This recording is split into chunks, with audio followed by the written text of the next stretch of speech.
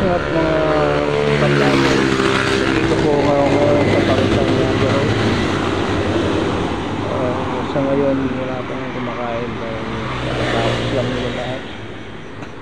Dito lang po yan sa Kawit, Cavite, near munisipyo ng Kawit.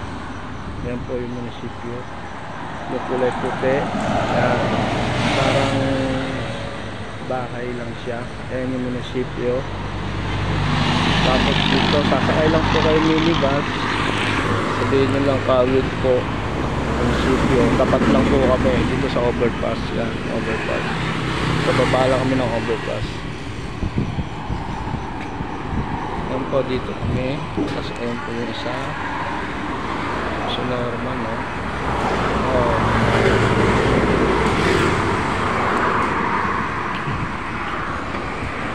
Dito lang po yan. Huwag nyo nakita yung Chowking, McDonald's, 167. Ayan po, 167, Chowking, McDonald's, Hilton.